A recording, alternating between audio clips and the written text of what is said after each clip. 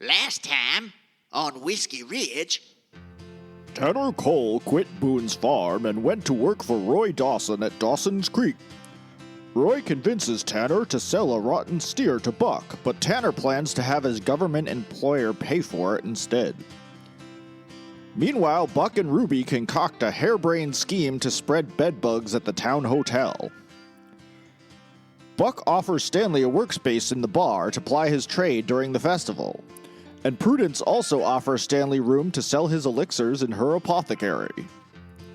The group makes a trip to the gun store and meet Colt Baxter, before blowing up something with dynamite for fun. Days later, Tanner walks into the Silver Dollar to find a much more somber Buck McCabe.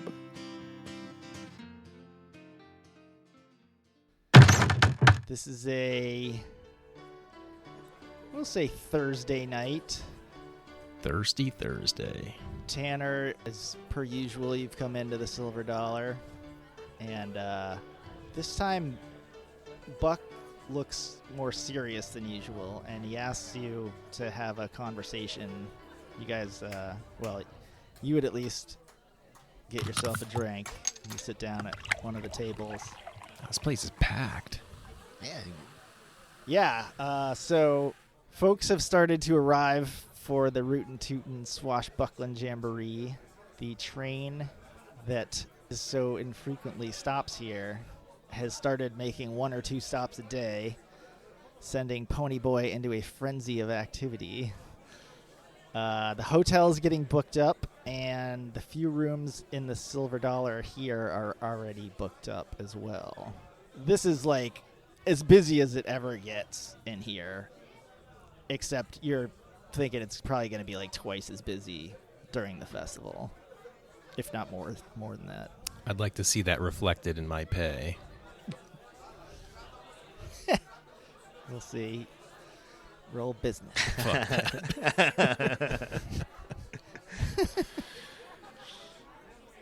All right. You got quite a crowd in here tonight, Buck. Lots of folk in here. Yeah, it's pretty busy. I think they're here for the jamboree. Yeah, I'm looking forward to that. Maybe we can do some relaxing, let it all kind of hang out for a little bit. It's been mighty strange. Yeah, it has. Speaking of which, I think I got to get something off my chest before I can really let loose and enjoy the festival. Maybe you got a few minutes to have a chat? Oh, yeah, of course, Buck. Let's grab a couple beers in a little private area. All right, that sounds fine.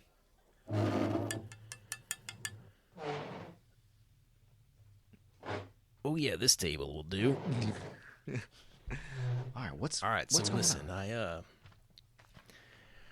I decided to take the book, the book that is made out of humans and embedded itself into Stanley. Mm-hmm. You know that book. Yeah. So I took that.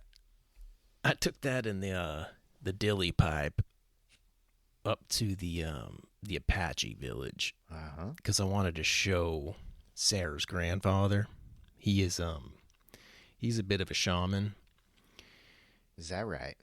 Let's just say he was concerned. To say the least, he was quite concerned. Did he have any theories on this?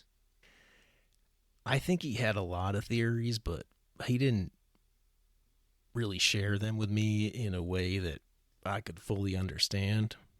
Mm-hmm. But he did, he had me do something that it's tough to talk about. It wasn't with that dilly pipe, was it? Well, sorta, but not in the way you think. I ended up partaking in a ritual and having a vision. Oh, like a vision quest? Yeah, not like Jeff and Tall Pine, but oh, sure. I guess whatever my version of that is. Anyway, I saw something during this vision, and it involved you. Now, Me? Now keep in mind, this wasn't real life, but I don't know, man. Maybe it's an omen. But it seemed like you were faced with a decision, and it was a crucial decision.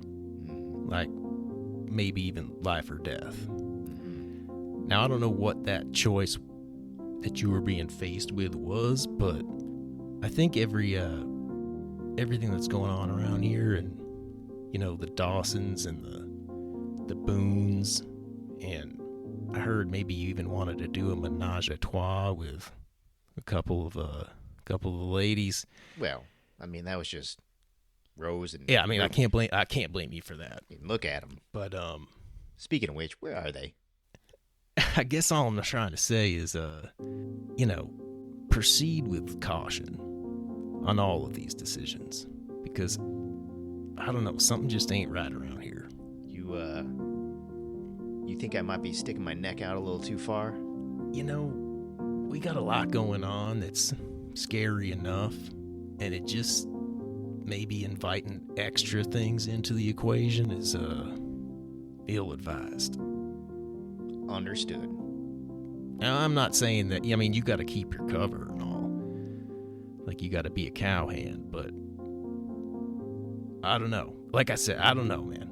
I had a vision, and that happened, and I just felt like I had to tell you about it. Well, I appreciate that, Buck. It's a lot of strange things, like we said, and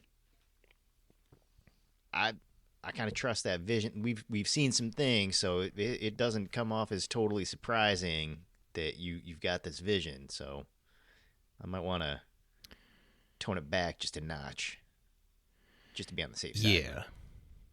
Yeah. I'd say just you know, keep the cards close to your vest. Speaking of which, should we play some cards? Oh, we definitely should, but maybe in a minute. All right. I gotta procure some insects, if you catch my drift. Okay.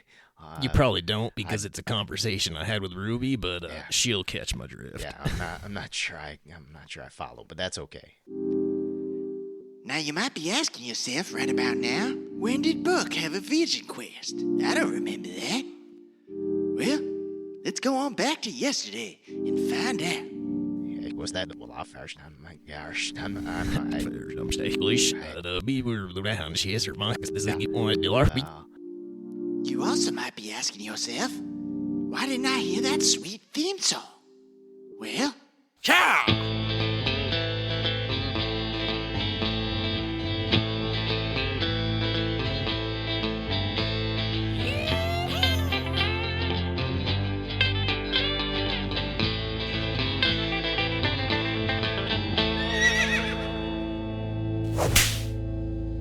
You mentioned that Buck intended to go to seek out Sarah Falling Star's kin in the Apache territory.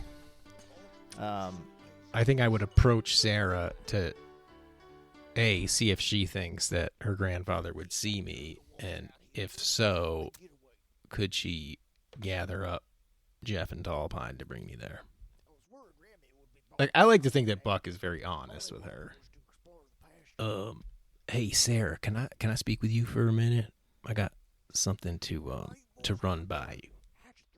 And she comes out from behind the bar to talk to you. Let's go to the cleaning closet, to Bart's cleaning closet. He's not here, right? It's too early in the day for this. No, now Sarah, it's never too early, but also that isn't what this is about. Too bad. Oh, well, we can do both. Anyway, let's get in there. I got to show you something. Okay. She goes in with you. All right, now, I know I've been gone for a good while now, but the thing is, we've seen some really crazy things, and I don't know what to make of it. And I thought that perhaps your grandfather might have a better idea. It's a long story that I'd be happy to tell you, but I kind of want to show you this book I found. But you got to promise not to touch it because I saw it do some weird things, specifically to Stanley Clark. And she takes your advice. She doesn't get too close, but she looks at the book, and she's obviously kind of like shocked or even horrified. And she tells you that her grandfather would certainly be interested in this. She's a little worried that you have it. Yeah, no, I'm very worried too, which is why I've got it chained up and stuck down here in my satchel. But I don't know. I just think there's something to it that it's got to get the right eyes laid upon it, because my eyes are not the right ones. But you seem to have an inkling that it is important, and perhaps your grandfather possesses said eyes. She tells you that Tall Pine is going to be in this afternoon, and she asks if you want him to take the book to her grandfather or if you want to go. See, I'm hesitant to... Not that I don't trust Tall Pine. I trust him more than I trust myself. I don't want anything to happen to him on account of the book, so I'd really like to just keep it in my possession so it doesn't hurt anybody while I am its ward. Yeah, you catch my drift? Yeah. You're the best, Sarah. All right. So as she said, later that afternoon, Tall Pine comes into the bar. He comes down the stairs and he's walking over to you, and wham, he hits his head on the chandelier. Ah! Oh, damn it. Tall Pine, I'm sorry. That is What? technically my fault. Why is it like that? We tried to fix it and we made it worse, and then Chaw tried to fix it and really made it worse. I was going to ask you to do it on account of you being so tall, but we got some other business to attend to. Maybe you all kind of crowd into that same closet and have the same conversation again with Tall Pine. And he's fascinated by it. He's not a hugely spiritual guy compared to some of his family members, but he clearly is interested in this, and he says he wants to help. And he agrees to bring you to the current location of the Apache village. Oh, man. Thanks for bringing me Tall Pine. You're the best brother a guy could ask for. Brother-in-law. He leads you out to kind of out of the desert area, up towards some mountains in this area that has more of a forest feel than the desert scrub, as the trees are kind of rising up off of the desert floor. And there's a big lake out here, and it makes sense that this would be somewhere where the Apaches would set up camp because it's just gorgeous. Eventually you reach the village. It's an area where a green and vibrant forest stretches down the rocky slope of a mountain, terminating at a serene and pristine lake. The sunlight dances through the branches of the pines high above. The air is rich and clean, and filled with the sound of birds and other wildlife. An eagle suddenly dives into the lake and emerges with a fish in its talons, scaring the herd of deer who had gathered to sip at the water's edge. The village is active this morning. Smoke billows from the multiple teepees, and the residents walk back and forth carrying bushels and baskets. Dang, Tall Pine. In the hustle and bustle of the city, and its dirt and its grime, one tends to forget how beautiful it is out here.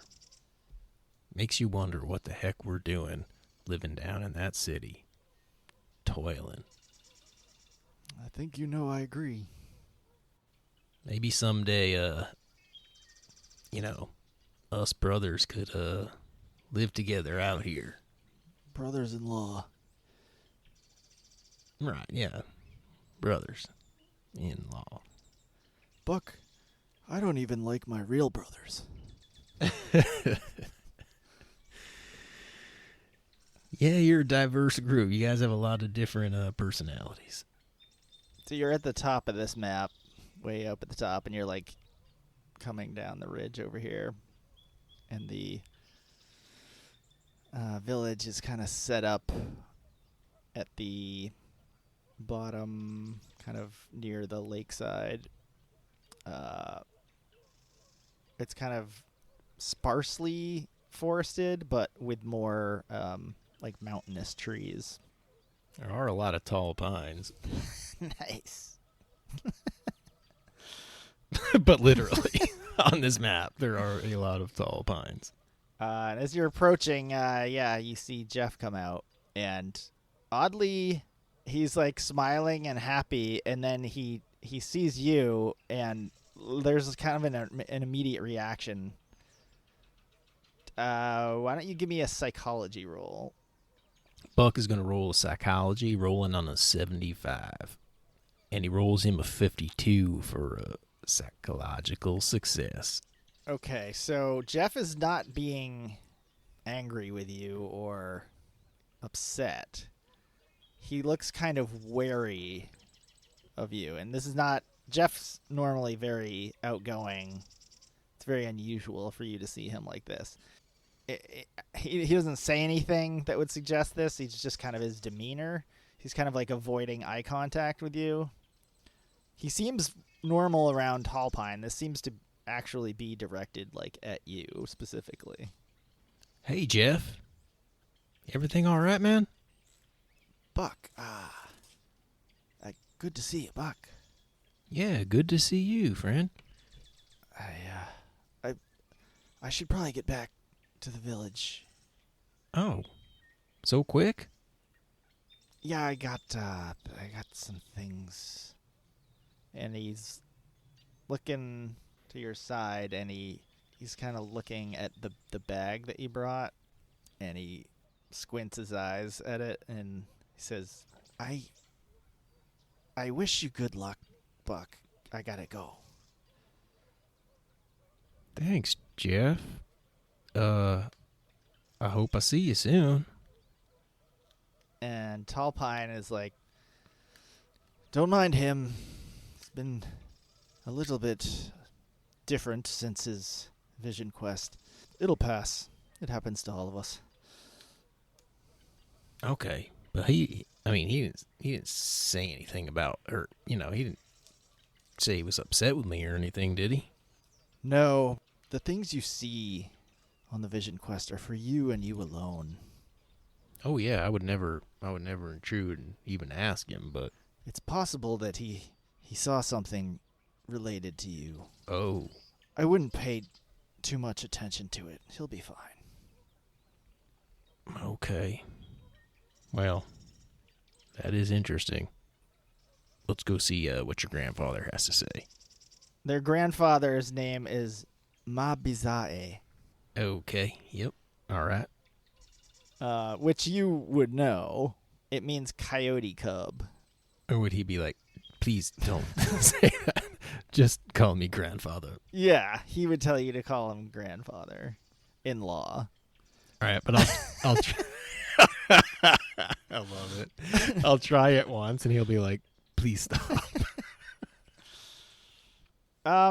You definitely you draw some attention coming into camp. It's not every day that a bald mustachioed white man comes riding into camp, but they know who you are. Some of them wave hello, some of them are kind of standoffish.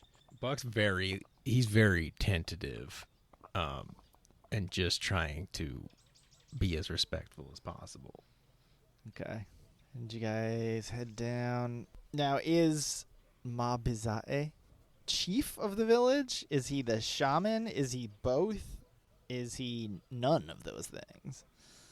I definitely like him as like the medicine man, but also it would be cool if he was their chief. Okay. So you guys come down around. You're going up to the grandfather's hut, which is this one over here. I think even with Tall Pine as your escort, you can't just like waltz into the grandfather's hut. So there's like a couple guards, if you will, standing outside, and they ask what you're doing there. Did you advise Tall Pine in what to say, or are you just letting him wing it? Just that, I was going to let him say whatever he wanted because he's now seen it. But, Okay. yeah, I have something I'd like to show. You said you were bringing the pickle pipe, is that right? As well? Yeah. Okay. Tall Pine talks to them in Apache for a while, and then he turns to you and he says, "They want to see the book." Oh, okay. Shall I open the satchel? Yeah, if you're okay with that. I don't think they're going to let us in without seeing it first. Yeah, I'm okay with that. I just, I'm scared. I don't know what to think about this book. It's done evil things, and I'm happy to let them see it so they know I come to show this book, but I'm not sure they should, handle it, but I'm not going to stop them. So in short, okay, I'm going to take the book out and show it to these gentlemen. These two look at the book and are kind of taken aback, and they start really animatedly talking to each other, and it seems like they're even like arguing. And Tall Pine starts to argue with each of them as well. And it seems like, you would just guess that one of them doesn't want you to see the grandfather, and one of them thinks it's okay, and they're just fighting about it. Give me some kind of roll here. Let's do ingratiate. Rolling on a 60, ingratiate. That's a 34 for a success. Very ingratiating. Okay, so just like through your body language, you're trying to be like, I'm not a threat. I'm not trying to do anything weird. This is just like, for knowledge. And eventually the real agitated guard kind of calms down a little bit. Tall Pine says, "Let me go in and speak to grandfather for a moment. Yeah. Then I'll call you in." I think that's a good idea. So he heads into the tent. Buck's just going to, tighten up the straps on Lady and, make busy and smile at people. After a bit, Tall Pine pulls back the flap of the tent and he nods you in. He says, "He wants to speak to you by yourself. Oh, I'll be waiting out here." oh, you're not going to come with me? He would prefer that I don't stay. Okay. All right. I'll go in. I'm going to go in with the book and the dilly pipe.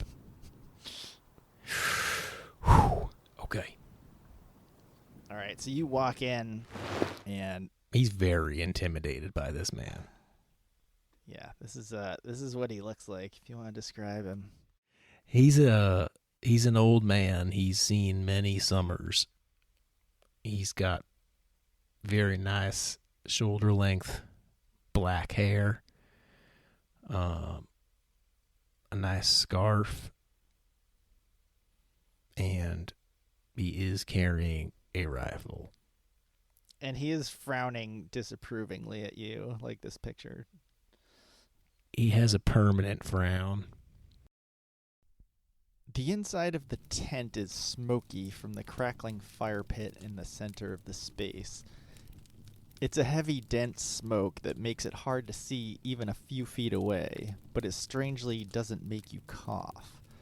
The inside of the tent smells of wood and earth and leather hides. It's quiet. When the fold of the tent is lowered behind you, the bustle of the outside village completely vanishes. The old man sits at the far side of the fire. He puts his rifle to the side and gestures for you to sit beside him. He picks up a small bluish pouch and holds it gently with the tips of his fingers. He stares into the fire rather than looking at you.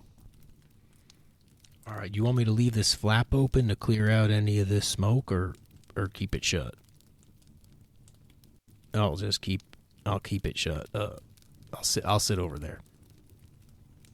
My idiot grandson tells me you have some kind of book. Yes, sir.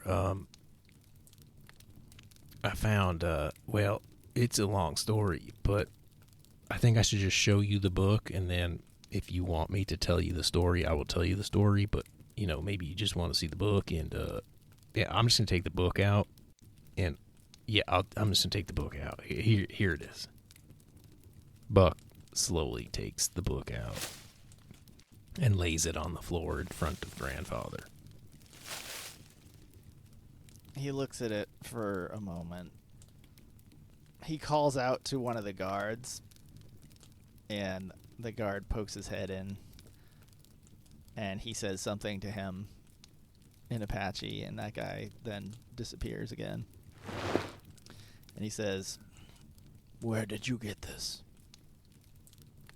All right, well, now, this is all part of that long story I was speaking about, but where we got it is down at Crumpist Farm, which is it's a farm south of the aquifer, and it was like a secret room underground.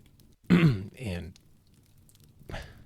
I mean, honestly, sir, I don't even really know where to begin, but there were men that turned another man into a pig, and they were keeping prisoners, and they had weird, it almost looked satanic where this book was kept. There was a pentagram on the floor, and this book, it had a clasp, and the clasp, it turned alive and went into a man's arm, and I could walk you through the whole thing, but if you want me to specifically highlight certain details, I could also do that. He holds up his hand to stop Or you. am I talking too much? He says, "You have brought me something that is greatly unnatural, and I am greatly offended." Oh, dear. "Why have you done this thing?" I just thought that this book was in the wrong hands, and I thought maybe, you haven't been around here so long, and this book looks quite old. Maybe you knew something about it that other people around town didn't know, so I just thought maybe I'd show you. I did not mean any disrespect, sir. "This book is powerful magic. It should not be here. I do not want it in the village. You will take it back with you." Okay. Yeah, yep, absolutely. And do you have any suggestions about perhaps what I should do with it? It shouldn't fall in the wrong hands, I imagine. And he looks back at you for the first time after looking at the book. And he looks at you very closely, and he says, "I fear nothing will be the same for you again." Oh. But like for the better? Or not for the better? "You are sure to be tested. Oh, no. How that comes out in the end will be up to you." Oh. Okay. And he looks over, and he actually sees the pipe. "What is that?" Well, that's part 2 of what I wanted to show you, but maybe it's best if I don't. But if you want to see it, "Pass it here." I'm gonna pass him the dilly pipe. And again, he calls out to the other guard, and that guy pokes his head in, and he actually comes over and sits down on the other side of Grandfather. Grandfather kind of gives him some instruction, and you see him, the guard picks up the book, and he starts kind of fiddling with it, but you don't really know what he's doing. And grandfather looks back at you, and he says, "Do you want to see?" That's all he says. Yes. I think so. This is not a light judgment. Be very sure. Just to be clear, is he implying that something's gonna happen to this guard by reading the book? You don't know.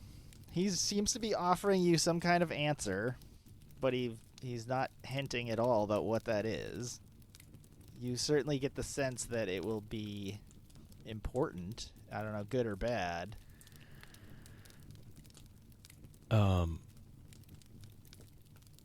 Yes, sir. I do want to see. I think I need to have some answers. He gives more instruction to the other guy. And now you see that what he's doing is he's using a knife to kind of shave off little shavings from the binding of the book, and he's shaving them like into the bowl of the pipe. And then the grandfather takes the pipe from him, and he holds it up to you with like a burning stick, and he wants you to smoke it. Oh, dear. Buck would smoke it because he really is a bit in awe of this man. He wants to impress him. He doesn't want to look weak because he married his granddaughter, even though he knew the grandfather did not want her to marry Buck. And as much as he does not want to smoke human flesh, he's going to do it because peer pressure. Yeah, I think you're also of the mindset that, like, after agreeing to this, you'd be greatly offending him to take it back now. Exactly. Okay, yeah, I'm going to smoke it. At first, nothing happens, and it's just long enough for you to be like, well, that was really gross. I guess I should probably leave now. And you say that you'll take the book back, but what comes out of your mouth is like, "Hud the bud." And you're like, what? And the smoke in the tent starts to like spin around, almost like there's a tornado. And the colors that you see all start spinning in like the opposite direction. And you're hearing just all sorts of weird noises.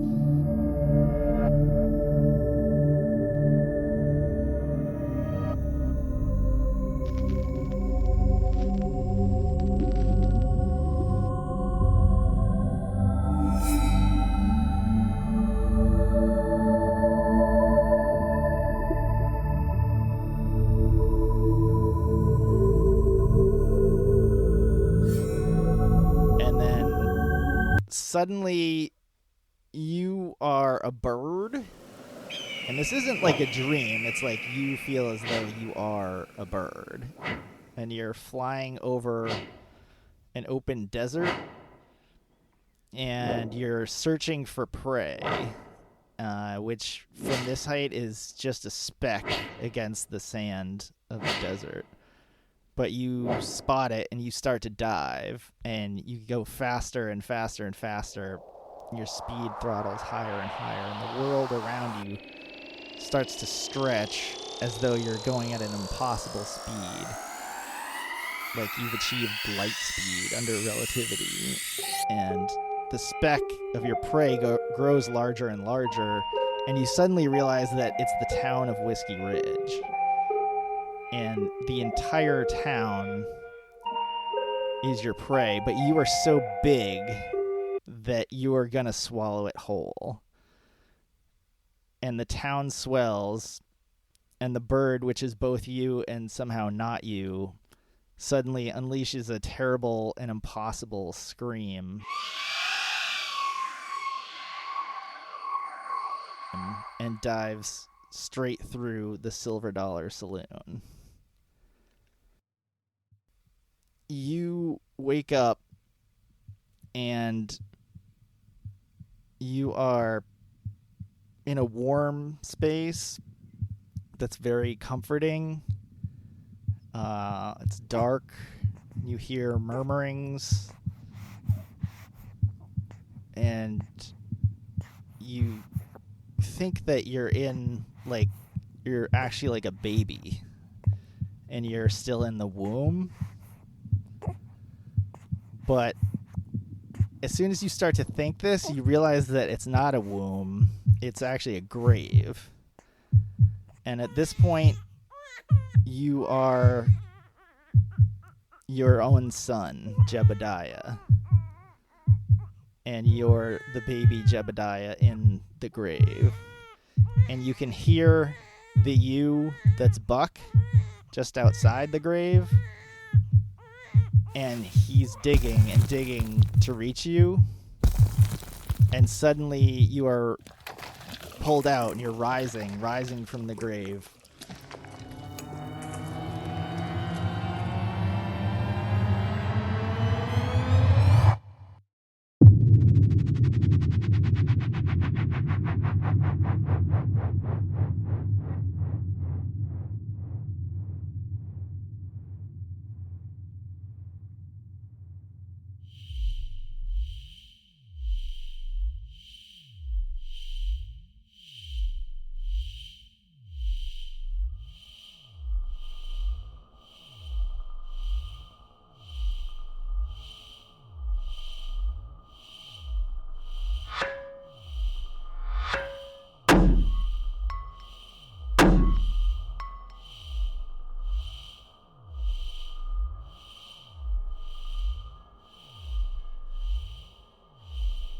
And the scene shifts and swirls, and you see all sorts of colors that are sounds and sounds that are smells.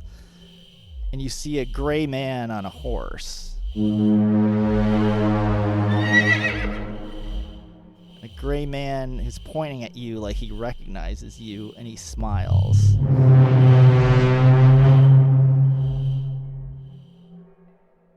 And you look down at your body and you realize with horror that you've become a pig man. And the visions start to spiral faster and faster. There's a pirate ship in the desert. There's a red crystal. There's a green meteor flashing through the night sky. There's hundreds of skeletons dancing to the tune of the Rootin' Tootin' Swashbuckling Jamboree song.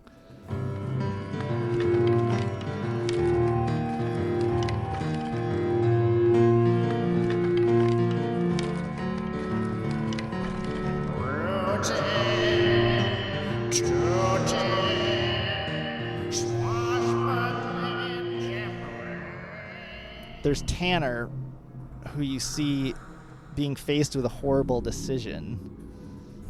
You feel imbued with an unimaginable power and an incomprehensible responsibility.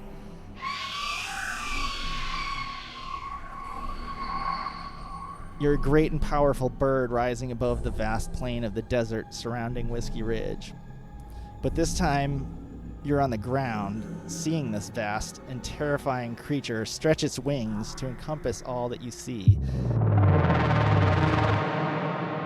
You're in awe, dwarfed by the size and power of this creature, like a black hole has opened in the sky before you.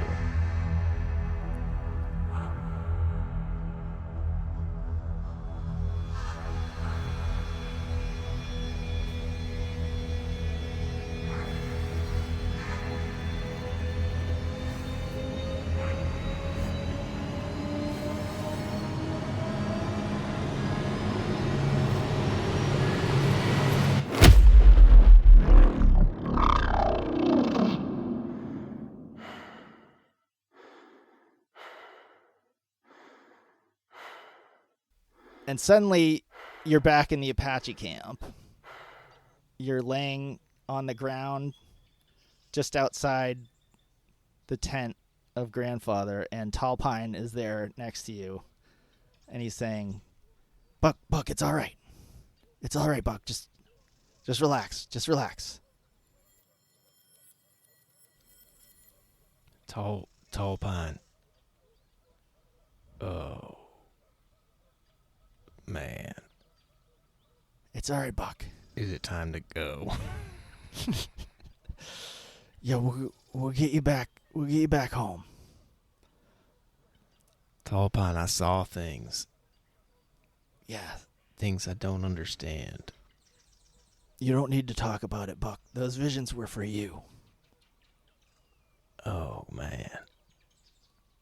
And the guards come out of the tent with your book and the pipe wrapped up again, and he kind of thrusts it at you, and he says something to Tall Pine, and Tall Pine kind of rudely responds from the looks of it, but he says, they want you to go, Buck. Okay. I'll bring you back. I think this was a mistake, Tall Pine. Do you think it was a mistake? He looks at you and he sighs and he says, sometimes we can't tell if something's a mistake until later, when we look back at it. Well, that gives me a little hope. And your horse lady comes over and neighs at you, coughs.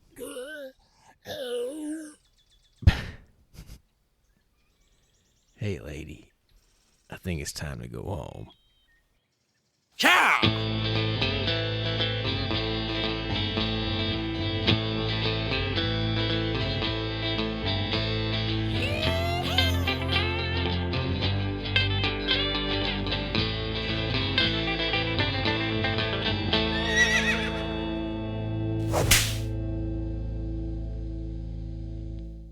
Damn.